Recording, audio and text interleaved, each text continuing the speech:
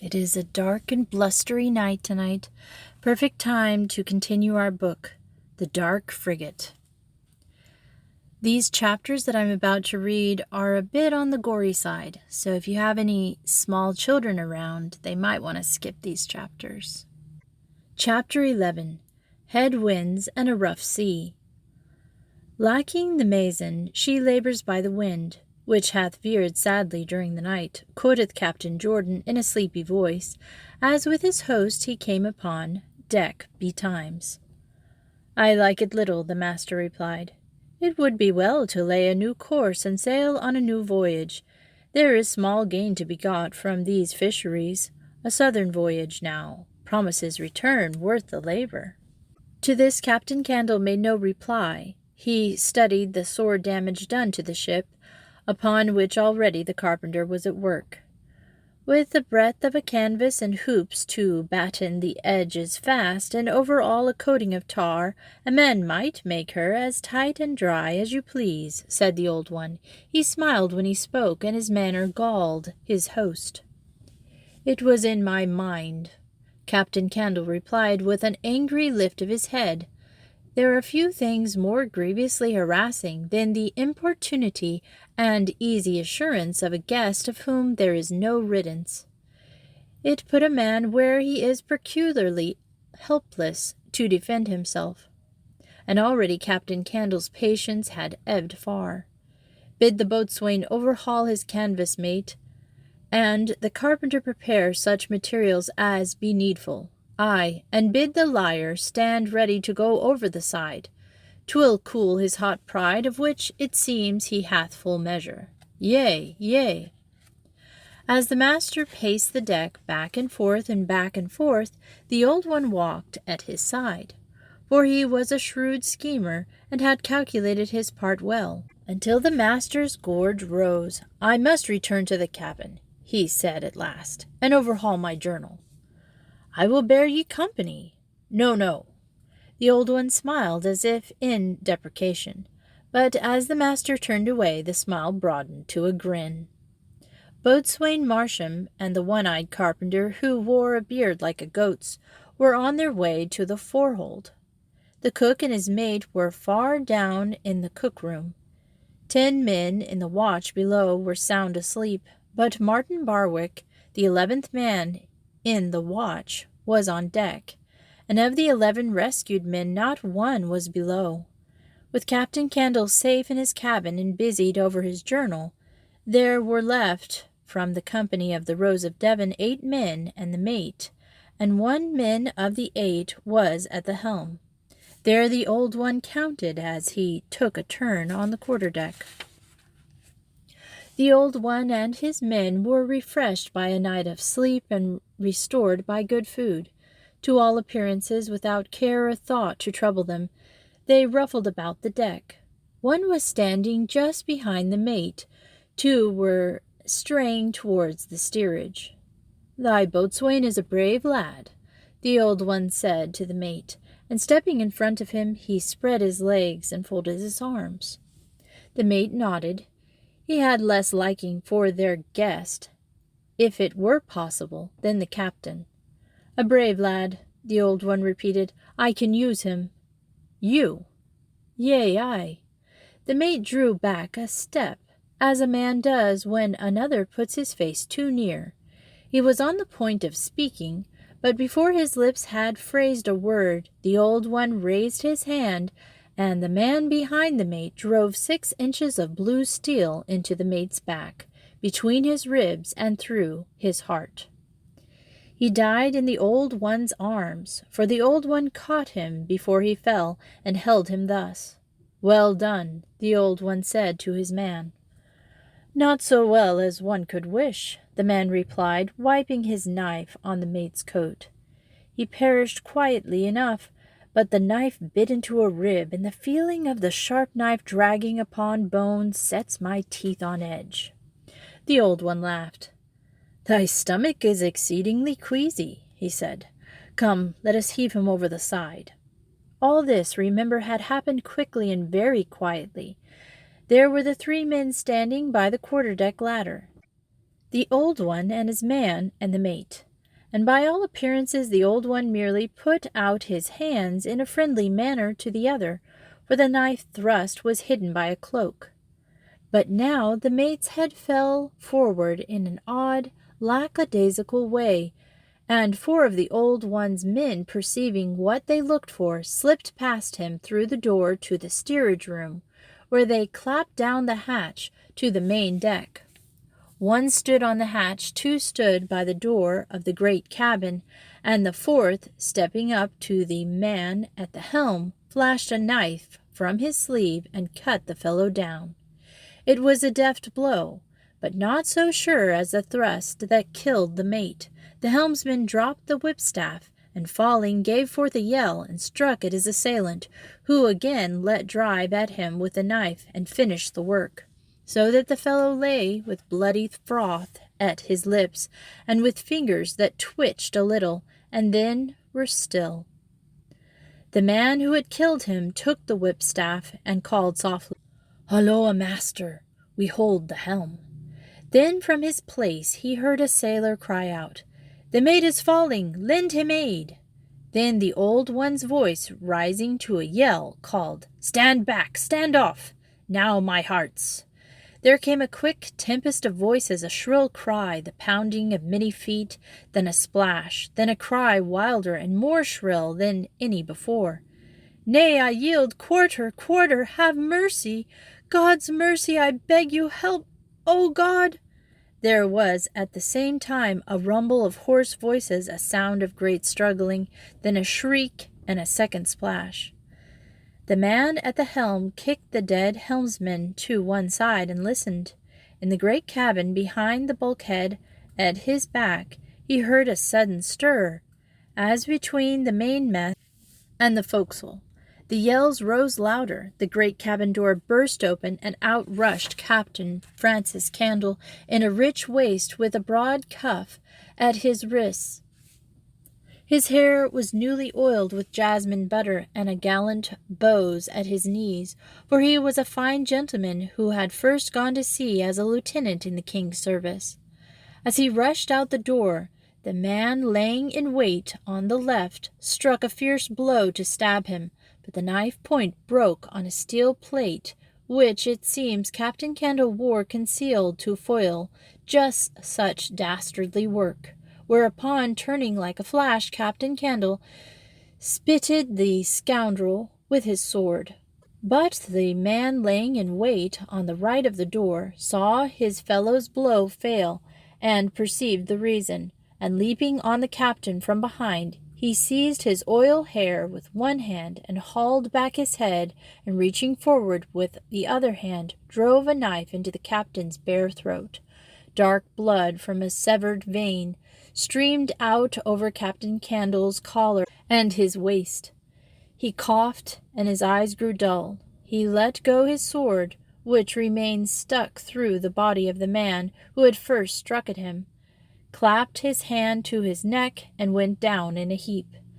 The yells on deck had ceased, and the man who had killed Francis Candle, after glancing into the great cabin, where the captain's cloak lay spread over the chair from which he rose to step out of his door and die, where the captain's pen lay across the page of the open journal, and a bottle of the captain's wine, which he had that morning shared with his guest, Captain Thomas Jordan, stood beside the unstopped bottle of ink, walked forth upon the deck and nodded to the old one, who stood with his hand on the after swivel gun. There were a few splotches of blood on the deck, and 3 men of the Rose of Devon's crew lay huddled in a heap. There were left standing 3 other men of the Rose of Devon, and sick enough they looked. Martin Barwick was stationed by the ladder to the forecastle, where he stood like a pigeon cock, with his head haughtily in the air and his chest thrust out, and the little round apple of a man, Harry Malcolm, who had broken in upon Martin the night before, bearing now a new and bloody gash against his forehead, was prowling among the guns and tapping the breech rings with a knowing air. The old one from a quarter-deck looked down at the newcomer. "Rab took the steel," the fellow said. "Rab?" the old one cried. "Not Rab, you say?" Yea, he struck first, but the master wore an iron shirt, which turned the point, and he was then at him with his sword. We have lost 9 good men by this storm, but of them all Rab is the one I am most loath to see go to the sharks. The old one paced the deck a while, and the others talked in undertones. Yea, Martin, he called at last, 9 good men, but we have got us a ship, and I have great hopes of our boatswain, who may yet make us 2 of Rab. At all events, my bullies, we must lay us a new course, for I have no liking of these northern fisheries. Hark! They are pounding on the hatch. The sound of knocking and muffled calling came from the main hatch, whereat the men on deck looked at one another, and some of them smiled. It were well. The little round man began. He glanced at the huddled bodies and shrugged. True, true, the old one replied, for he needed no words to complete the meaning. You men of the Rose of Devon, heave them into the sea. The 3 looked at one another and hesitated. The youngest of the 3 turned away his face and put his hand on his belly, and sick enough he looked, at which a great laugh went up. Go, Harry, the old man cried to the little round man, and tell them at the hatch to be still, for that we shall presently have them on deck. We must learn our brave recruits a lesson. Again a roar of laughter rose, and as the little man went into the hatch, the others drew about, the 3 who cowered against the forecastle ladder. As well they might. Come, silly dogs, said the old one. In faith, you must earn your foolish lives. Lay hands on those carcasses and heave them to the fishes. They looked into the faces of the men about them, but got small comfort as they edged towards their unwelcome task. It is hard to us thus, shipmates of 3 voyages, the oldest of them muttered. True, replied the old one, but so shall you buy your way into a goodlier company of shipmates, who traffic in richer cargoes than pickled codfish and New England herrings. The 3 picked up the bodies, one at a time, each with its arms and legs dragging, and carried them to the waist and pushed them over. But the youngest of the 3 was trembling like a dead weed in November when they had finished. The old one chuckled to see the fellow's white face. Have courage, Bawcock, the old one cried. There shall soon be a round of aqua vitae to warm thy shaking limbs and send the blood coursing through thy veins. Now, Mate Harry, lift off that hatch and summon out good boatswain and carpenter. As you please, came the quick, gentle voice of the little round man. But there are 2 of 'em left still, Rab and the captain. There's a deal of blood whereabouts. They heard the hatch creak as the little man pried it off. They heard his quick sentence pattering out one after the other. Hasten out on deck, nay, linger not. The master would have speech of thee. Nay, linger not. Ask me no questions, there's no time for lingering.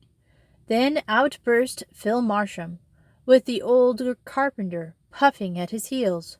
What's afoot? Cried Phil. Where's the master? What, where? So speedily had they hurried from the hatch, and so cleverly had the little round man interposed himself between the hatch and the 2 bodies at the cabin door, that in the dim light of the steerage room the 2 had perceived nothing amiss. But now, looking about for the source of the fierce cries and yells they had heard, they saw red stains on the deck, the men with scared white faces.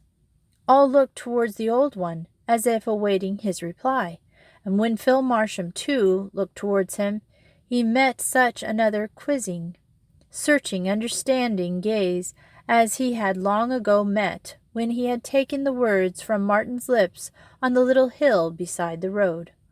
Why am I master now, good boatswain? But Captain Candle. His flame is out. The lad glanced about him at the circle of hard old sea dogs. For they were all of them that, were they years few or many, and drew away till he stood with the waist at his back, laying hands on his dirk. He said in a voice that slightly trembled, "And now?" "Why," quoted the old one, "you have sat in Mother Taylor's kitchen and heard talk of the gentleman. You know too many secrets, unless you are one of us." He finished with a shrug. "You ask me then to join you?" "Yea." "I refuse." He looked the old one in the eye. "Why then," said the old one, "you are the greater fool." The circle drew closer. "What then?" "'Tis but another candle to be snuffed." With hand on dirk and with back against the waist, the boatswain looked one and another and then another in the eye. "Why then," said he, "I must even join you, as you say, but I call upon you all to witness I am a forced man." And he looked longest and hardest at the three men from the old crew of the Rose of Devon. The old one looked back at the lad, and there was for the first time doubt in his glance. He stood for a while pondering in silence all that had taken place and studying the face of his boatswain, but his liking of the lad's spirit outweighed his doubts, for such bold independence, whether in friend or foe, was the one sure key to Tom Jordan's heart. "So be it," he said at last, "but remember, my fine young fellow, that many a cockerel hath got his neck wrung by crowing out of season." He turned to the carpenter. "And what say ye?" "We can use a man of your craft." "I am thy man," the fellow cried. The stains on the deck had made him surprisingly eager, and his one eye winked and his beard wagged. So eager was he to declare his allegiance. "Well said," the old one responded. "And now, Master Harry, have them up from below, the sleepers and the cook and his mate and all. We have taken a fine ship she will be. At all events, once our good carpenter has done his work, and well found, we needs must sign a crew to sail and fight her." They heard the little round man calling down the hatch, and at a great distance in the ship they heard the voice of men grumbling at being summoned out of sleep. But the grumbling was still when one by one men came out on deck, and of them all not a man refused to cast his lot with the old one and the rest.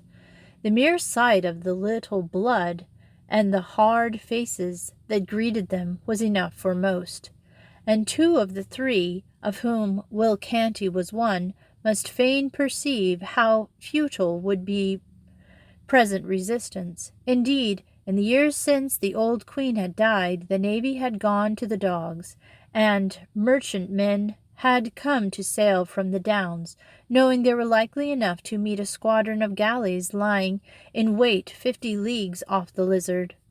Many a sailor had taken his fling at buccaneering, and those of that had not, had heard such great tales of galleons laden with treasures of the Indies. The cook smiled broadly and clapped the boy on the back and cried out that, as a little lad, he had sailed with John Jennings.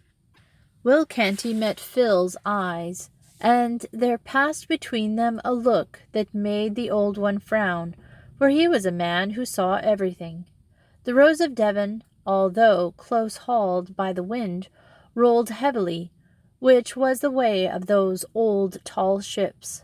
But the adverse winds and high seas she had encountered were a fancy as well as a fact. The sun was shining brightly, the sky and sea were a clear blue, but despite sun and sky and sea, no weather-wise man could have believed the dark days of the Rose of Devon were at an end. Like so many iron bars, the shadows of the ropes fell blue on the sails, and the red blotches on the deck matched the dull red paint of the stanchions and the waist. The carpenter, who had come up with his plane in his hand, fingered the steel blade. The boy turned his back on the bloody deck and looked away at the sea, for he was a little fellow and not hardened by the experience of the world. "Come, my hearts," cried the old one, and gaily enough he spoke. "We are banded together for the good of all. There is no company of merchants to profit by our labor and our blood. God hath placed in our keeping this brave ship, which will be staunch and seaworthy when our carpenter hath done his work. Harry Malcolm is our mate and master gunner as of old, and Phil Marsham shall continue as boatswain. Nay, grumble not. He came with Martin Barwick, and he hath set in Mother Taylor's kitchen, where may we all sit soon, and raise our cans and drink thanks for a rich voyage. There is work to be done, for all must be made clean and tight, yea, and Rab is to be buried." The little round man was still wandering from gun to gun, and smiling because the guns pleased him. They were demi-culverins of brass, bored for 12-pound ball, and fit to fight the king's battle. But alas, they had shown themselves powerless against a foe from within the ship, and as the Rose of Devon rolled along in the bright sun, along in a blue sea, the body of Francis Candle lay forgotten in the steerage room. Chapter 12. The Porcupine Ketch. Looking down from the quarter-deck, the old one spied the cook, who had come up to warm his bald head and fat face in the sun and to clear the smoke from his nostrils. "Ho, cook," quoth he, "I have a task for thee. Break out from the cabin stores rice and currants and cinnamon and the finest of thy wheaten flour. Seek you also a few races of green ginger. It may chance there is even a little marchpane, for this man Candle had a gentle palate. Spare not your old cheese, and if you unearth a cask of fine wine, fail not to tell of it. In a word, draw forth an abundance of the best, and make us such a feast as a man may remember in his old age." The cook smiled and rubbed his round paunch, yet cringed a little, for he was of a mind, being never slow in such matters, to filch from the cabin table whenever he might desire, and his heart warmed to hear the good victuals named. "Yea, master," he cried, "for thee and for mate Malcolm." "Nay, thou pernicious dog, think you that such are the manners of a gentleman mariners? Times have changed. Though I be master, there is not salt at my board. One man is as good as another, and any man may rub his shoulders with mine." The old one's own men chuckled at the cook's blank face, and the boy shivered when he thought that he must wait on them all, of whom one was as likely as another to fetch him a blow on the head. But the cook went down below, and they heard him bawling to his mate to come and help break out the cabin stores, and word went through the ship of what was afoot.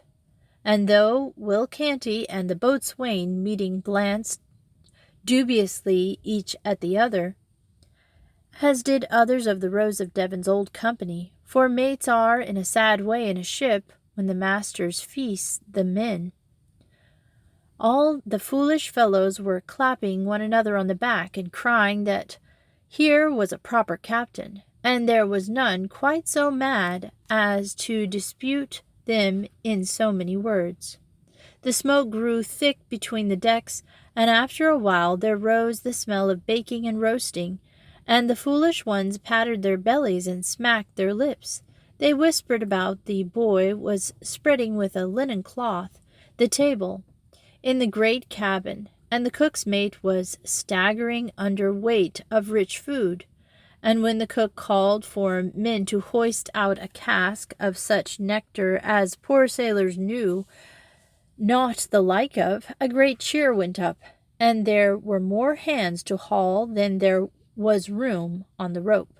The old one leaning on the poop smiled, and Harry Malcolm, coming to join him, smiled too, for they knew well the hearts of sailormen, and did nothing without a purpose.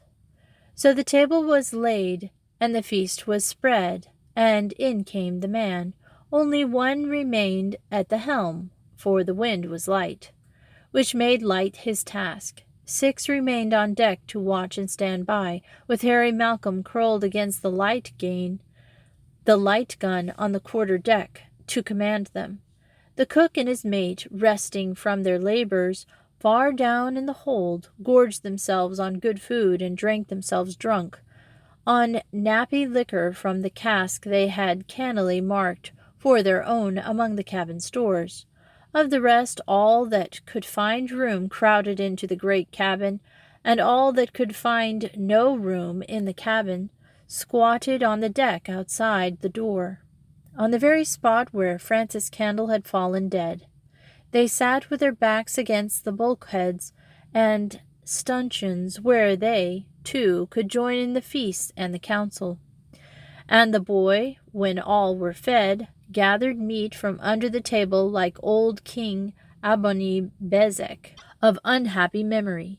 It was a sight to remember, for very merry they were, and save as they were rough, hard-featured men, a man would never have dreamt they bore blood on their hands and murder on their hearts.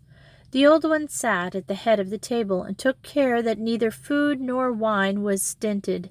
The carpenter, his one eye twinkling with pleasure, and his beard waggling in his haste, lest another should get ahead of him at a trench work, sat on the old one's right, which was accorded him as a mark of honor, since he had accomplished marvels in restoring the planking the storm had torn asunder. A stout seaman of the rescued men, Paul Craig by name, it was he who had needed 2 blows to kill the helmsman, sat at the old one's left, and squared his big shoulders over his meat, and ate like a hog, till he could hold no more, for he was an ox of great girth, and short temper, and little wit, who ate by custom more than he did him good. Another of a gaunt frame, Joseph Kirk by name, sat smiling at a man here and a man there, and tippled till his head wagged. And off in a corner there sat a keen little man with a hooked nose, who was older than most of those in the cabin, yet had scarcely a wrinkle to mar the smoothness of his shaven face, save above and behind his eyes, where a few deep lines gave him the wild look of a hawk. When he spoke, which was seldom, thick, guttural, confused in his words, and always he sat in corners. Does not a man look out of a corner, with a wall on 2 sides of him, and no one behind him, so more than another? His Christian name was Jacob, and most of them knew him by no other, but mocking him they called it Jacob. Further than that, which he took with a wry smile, they refrained from mocking him, for though he spoke little, his silence said much. The old one rose, and very sombre he was as he held high a brimming can, and so steady was his hand that not a drop spilled.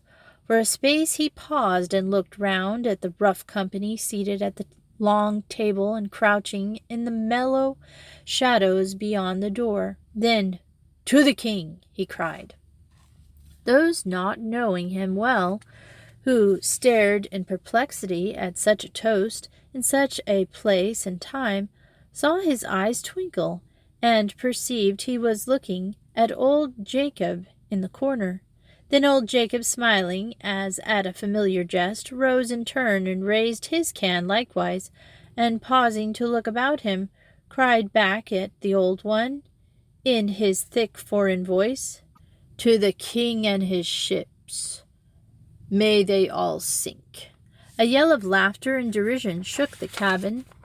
The one-eyed carpenter leaped up first, and then such of the rescued men as were not too drunk to stand, then here and there men of the Rose of Devon's company, some eagerly in all earnestness, others having a mind to keep their throats in one piece, for they perceived that like enough the unholy toast was but to try their allegiance. The old one's eyes leapt from man to man, and his cold voice cut through the noisy riot of drunken mirth. I had said Will Canty was a man of spirit, but his can hugs the table when these tall fellows are drinking confusion to the king. A hand napper and a hand napper. Have him away, my hearts, to the Halifax engine. Joe Kirk bawled with a drunken leer. Why, said Will Canty, and his face was white, but with a red spot on either cheek, my can, since you say what you say, was dry. And for the matter of that, I am no prating Puritan who wishes ill to the king. Over the rumble of voices, and the old one's voice rose loudest. See ye, then, religious cobblers or preaching button-makers among us? And there are others yet besides, prating Puritans, mine friend, that drink our toast, cried Jacob. The old one then smiled, for he was no man to drive a nail with a two-hand sledge. Although he changed his manner as fast and often as light flickers on running water, under the surface there flowed a strong, even current of liking or ill will. As sooner or later all men had dealings with him must learn, some to their wonder and some to their sorrow. Enough, enough, he said. Will's a good lad, and he'll serve us well when there's a powder smoke to snuff. Be not offended, Will. In all faith, our ship is a king's ship, and more, for are we not thirsty kings to fight our own battles, and heave out our own flag before the world, and take such treasures as will buy us? Each and all a king's palace, and all the wives a king could wish? Nay, God helping us, me hearts, we shall carry home to good Mother Taylor's riches, that will serve for a sponge to wipe the chalk from every black post in Cornwall and in Devon, and Will Canty shall drink with us there. There rose a thunder of fists beating the board, and a rumble of yeas, and the old one made no end of smiling, but there were some whom his smile failed to deceive. Come, boy, with thy pitcher of sack. Pour sack for all, he cried. Come ply the task, and let no man go wanting. Fill ye Will Canty's pot. He gulped down a mighty dredge, and wiped his moustache with thumb and forefinger. And now, brave lads, let us have our heads together. Though we lie but 100 leagues off these banks of Newfoundland, what say you? Shall we turn our backs on them and take a fling at a braver trade? Or shall we taste a fat lobster and great cod, and perchance pluck the feathers from some of these New England towns concerning which there hath lately been such a buzz of talk in old England? At Cape Ann, let us say, adventure, or Nankig, or Plymouth Colony? Yea, yea, I am for Cape Ann, cried Joe Kirk, and his head rolled drunkenly above his great shoulders as he bolstered his opinion with curses. Did not my brother go thither years and years agone for the company of Dorchester merchants? Yea, and told rare tales of succulent great fish, which are a marvellous diet. Nay, thy brother was a great sot as thou, a voice put in, and Joe rose in anger. But a general clamor drowned his retort, and he lapsed back into a sodden lethargy. As for me, bellowed Martin, with bluster and bravado, I say go we to Plymouth and rap the horns of those schismatic Puritans. Tell me not but that they've mines of rich gold hid away. Didst ever see a round-head knave would brave the wild lions of America unless he thought there was gold? Thou thyself art fool as well as a knave, quoted the old one. Didst thou not once cry the whole ship's company out of sleep to see a mermaid that would entice thee to thy peril? And when sober men had come on deck, there was not there but a seal-fish at play. Lions, forsooth! In Africa even I have heard a lion roar, but not in America. Much searching of tracks hath stuffed thy head. The drunken Joe roused sleepily up.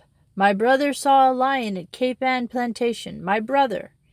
He drew a knife and wildly flourished it, but fell back in a stupor before the laughter died. Martin's bluster, as was its way when a man boldly confronted it, broke like a pricked bubble, but his sullen glare caught the old one's eye. Leaning over the table, the old one said in a low, taunting voice, And did ye never see a man dance on the air? Ah, there's a sight to catch the breath in your throat, and make an emptiness in a man's belly. As often happens when there has been a great noise and a man speaks in a low voice, there was a quick lull, and the words came out as clear as the ringing of a half-crown. Phil Marsham, looking across the table into the old one's cold blue eyes, which were fixed on Martin, saw in them a flicker of calculating amusement. Then he saw that Martin was swallowing as if he had a fishbone in his throat. In truth, Martin wore a sickly smile that a man affects when he is cornered and wishes to appear braver than he is. He tried to speak, but succeeded only in running his tongue over his lips, which needed it if they were as dry as they were blue. Come, come, we get no place. Jacob, Jacob, they cried at the sound of his voice. Up on thy feet, Jacob. He rose and stood in his corner. His long hair was brushed back from a forehead so high that it reached to a great lump on the crown of his head. His brows were knit with intense earnestness. His big nose and curled lips and small chin were set in what might have seemed another place, another time, scholarly intentness. They did him honor by waiting in silence for his words. This bickering and jangling brings us no place. Shall we go on or shall we go back? Shall we go north or shall we go south? Those are questions we must answer. Now I will tell you, if we go on, we shall find little fishing ships with fish and no chinks, and we shall get tired of eating fish. If we go back in this fine ship that God in his goodness hath given us, we shall hang. We may yet go back to Mother Taylor, but we must go back in another ship. You know why. Now, brave hearts, if we go on to New England, it shall profit us nothing, for the New English are poor. They live in little huts. The natives come down out of the woods and kill. Whether there be lions, I do not know. I do not care. Those natives I have seen, and they are very ugly sight. The English plantations are cold in winter, and they are poor. The English, they play with poverty. And if we go south, there are the Spains. They have sun and warmth and fruits and spices. They have mines of gold and silver and stones of great price, while the English play with poverty. The Spains play with empires. The New England we shall eat salt cod or starve, which is much the same, for salt cod are a poor diet. But in the south we shall maybe catch a galleon with a vast treasure, and with that a very serious and sure of his rightness, he sat down. Yea, Jacob, yea, Jacob, they bawled and delighted, and cried it again over and over. Paul Craig, heavy with stated gluttony, piped a shrill, Yea, Jacob, and the old one pounded the table and grinned, for he had sailed many seas in Jacob's company. Phil Marsham, nay, and even Will Canty, too, pricked ears at the sound of Spanish galleons, for the blue Caribbean and the blue hills of the Main were fabled, as all knew. To hold such a wealth as, according to the tales of the old travelers, was to be found in Cathay, or along the banks of the First and the Four Rivers out of Paradise. And was not a Spanish ship far prey for the most law-abiding of English mariners? There was a hubbub of talk as they sat there, and there was no doubt but they were of one mind to turn their backs on the bleak northern coast and seek a golden fortune in the south. But the council arrived suddenly at the end when down from the deck came the lingering call, "A sail! A sail!" Up then the old man leaped, and he raised his hand. "A sail is cried. What say you?" "Let us not cast away what God hath offered us." "Yea, Jacob." "Up, you dogs, in the steerage. A haul, a haul." One fell over on the table in drunken torpor.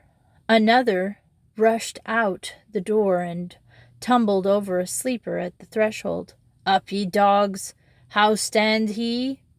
They poured out of the cabin onto the deck. "He stands on the lee bow. Bear up the helm. A fresh man at the helm," the old man thundered. He squinted across the sea. "Come, Harry, here on the poop, and tell me if she be not a ketch. Now she lifts, now she falls. 'Twill be a chase, I take it."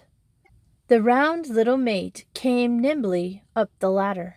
"Helm aloof," said he in his light, quick voice, which at first the helmsman failed to hear. "Helm aloof! Helm aloof!" "Art deaf? Of course hide her. There she lifts. Yea, a ketch. Let us see. It is now an hour to sunset. If we stand across her bows and bear a sharp watch, we shall come up with her in early evening. In a very proper moment it will be."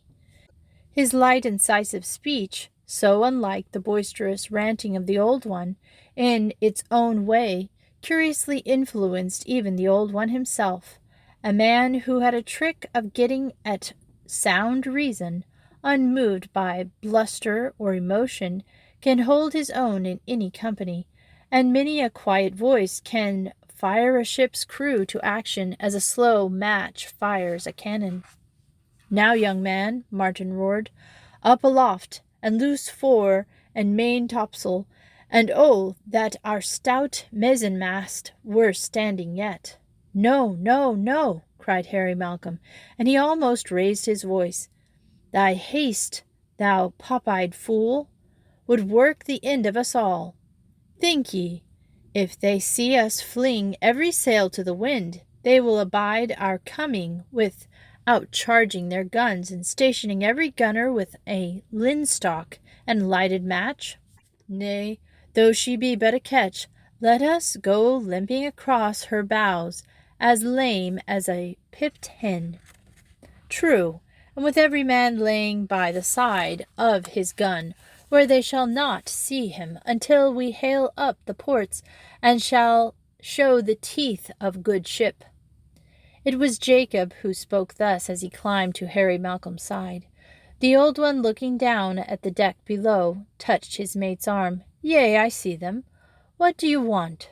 "It seems," said the old one, "that our boatswain hath a liking for the fellow, and that the fellow hath a liking for our boatswain. Think ye?" "Well." Jacob thrust his long nose between them. "Well, you say, by which you mean not well. It proves nothing that a man will not drink damnation to a king." The three heads met high on the poop, and now again they glanced down at the two lads who stood by the waist and watched the distant sail, which grew black as the sun set behind it. The sun set and the sea darkened, and a light flamed up on board the Chase, which appeared to show her good faith by standing towards the Rose of Devon. There was a rumble of laughter among the men, whom they perceived she had changed her course. The sober wrung oaths from the drunk by dashing bucketsful of cold water in their faces. The gunners moved like shadows among the guns, and high on the poop 3 shadows again merged into one. "Master Boatswain," the old one called, but softly, "do thou take it upon thyself, although it lies outside thine own province, to make sure that powder and balls and sponges and ladles and rammers are laid ready." Hunching his bent shoulders, Mate Malcolm came nimbly down the ladder, and from the chest of arms drew forth muskets and pistols. "Come, my bullies, below there. knock open your ports." It was the Old One's voice, but so softly and briskly did he speak that it might have been Harry Malcolm. As the dim figures on deck moved cautiously about, the subdued voice again floated down to them. "Let all the guns be loose and tackles stand by to run them out when the word is given. Port your helm, every man to his quarter. Now, my hearts, be ready to show your courage, and we'll have this wandering ketch for a consort to our good Rose of Devon." When Harry Malcolm came in haste along the deck, "Who's to this gun, and who is this? Nay, you've a man too many there. Here, fellow, come hither. Here a man is lacking. You there, who are playing the port of gunner, have you ever heard these bulldogs bark, and understand you the business? Good, good." And he passed on up the deck. Naught escaped him. In the silence they heard the sound of his voice and the quick pattering of his feet, when they could see no more that he was still moving among the guns. They had come so near the stranger that they must soon hail or be hailed. When the figure emerged from the steerage room in the darkness, came upon Phil Marsham by the quarter-deck ladder and gave a great start. As Phil turned, the fellow whispered, "God be thanked it is thou. I thought it was another. Come with me to the side, here by the shrouds." The two stepped lightly under the shadow of the quarter-deck to the waist, where the carpenter had nailed in place new planks not 12 hours since, and together they raised a bundle. It was on the larboard side, and since all had gathered for a moment to starboard to watch the strange ketch, there was no man to observe them.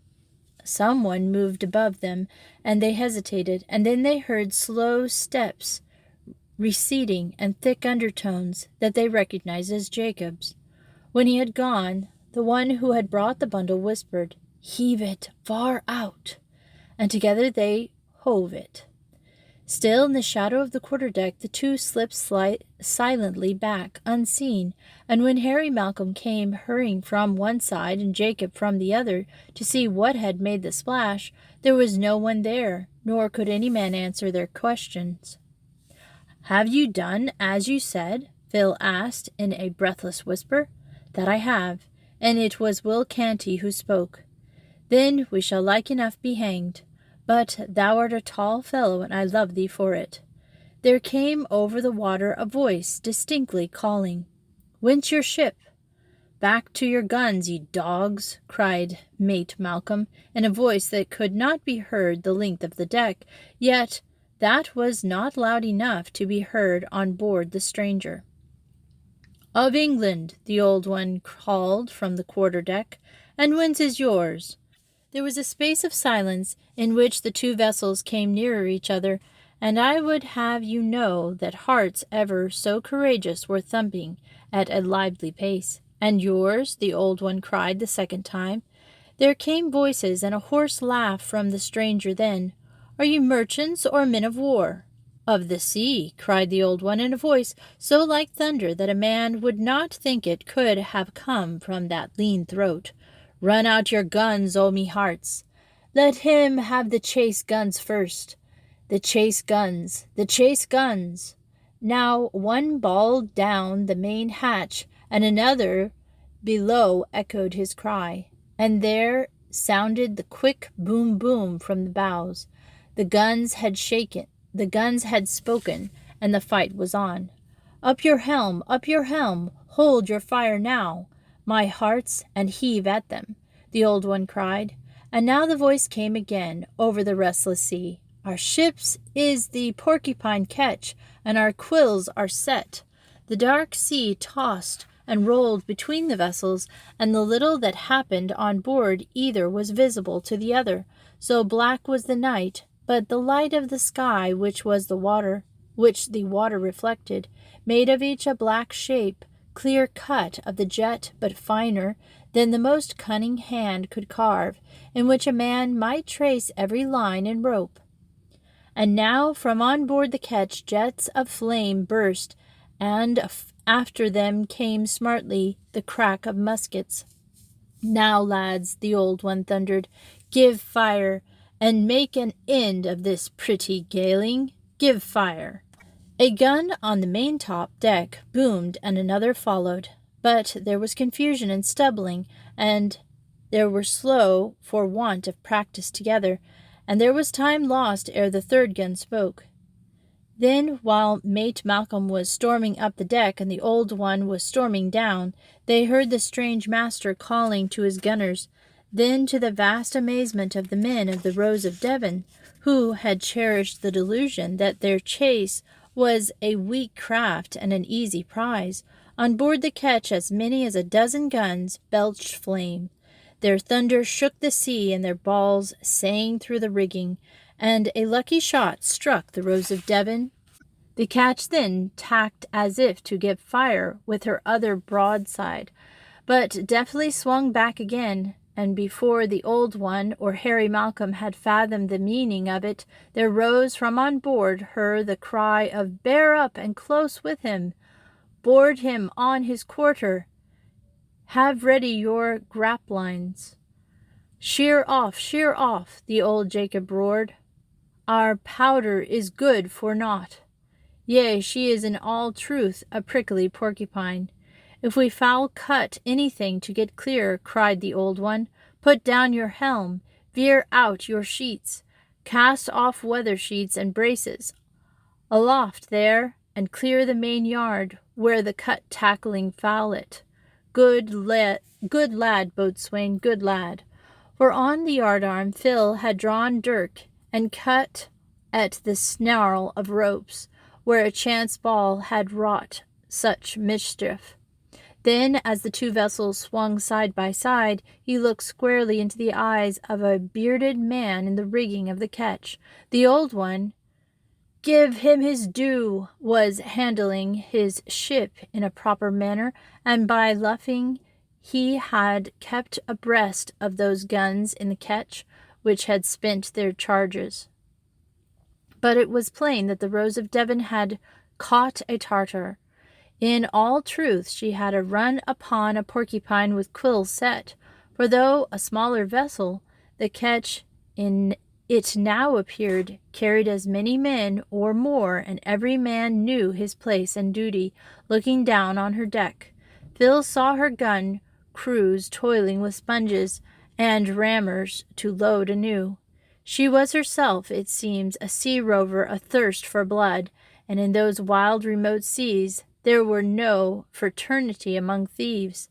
As the main yardarm of the Rose of Devon swung towards her rigging, when the ship rolled, the bearded man ran a rope about the spar, and in a moment the vessels were locked abeam and were drifting together till their sides touched. Phil Marsham again drew the dirk that Colin Sampson had wrought for him, and leaning far out struck at the fellow's breast, who swung back to avoid the thrust, which pricked him but did not more. Then the fellow sprang to the attack with his own knife in hand, for he had thrown a knot in the rope, which creaked and tightened, and with a yell of triumph he struck at the lad, who swung to one side and struck back. It was a brave fight in the empty air, and the two were like warring spiders as they circled and swung in the darkness and thrust each at the other. But the lad was many years the younger, and by so much the more nimble, and his dirk, for which all thanks to Colin Sampson, smote the fellow a slashing blow in the thigh, and while the fellow clung to the shrouds, weak with pain, a second Rose of Devon's man came crawling over Phil, who hung below from the yard, and slashed the rope. We are clear, God be thanked," the old one yelled. Meanwhile, the men of the Rose of Devon had succeeded in firing 3 guns of the laboured broadside, which by the grace of divine providence wrought such ruin in the stranger's running gear that the one crew of the rascal was enabled to escape fit retribution at the hands of the other. The peak of her great foresail fell, and in a moment her cut halyards were swept into a snarl. that needed time and daylight for untangling. So the Rose of Devon slipped past the ketch, whose men were striving to clear the rigging and come about in pursuit, and having once evaded her eastward chase, the old ship ran away in the night, with her lights out and all the sails spread that she could carry, and favored by clouds and fog, she made her escape. But there was grumbling forward and grumbling aft, and there was a dead man to heave over the side. It served Philip Marsham better that he knew that he had fought a duel on the yardarm, for the dark though the night had been, there had happened little that escaped the old one's eye, and bitter though Tom Jordan's temper and angry his mood, he was always one to give credit where he believed it due. When he wiped the blood from the dirk, Phil remembered with gratitude the good smith, Colin Sampson. When he thought of the old lady and the gentleman of the inn, and of Nell Intick and bluff Sir John, he would have been glad enough to be out of the Rose of Devon and away, but for better or worse, he had cast his lot in the ship, and though he little liked the lawless turn her affairs had taken, a man cannot run away by night from a ship on the high seas. All hands stood watch till dawn as a tribute to the war of one pirate upon another, and not until the sun had risen and shone, no sail in sight, did the old one himself go into the great cabin. And we will continue this story next Friday or Saturday. And thanks for listening to Miss Retro Reads.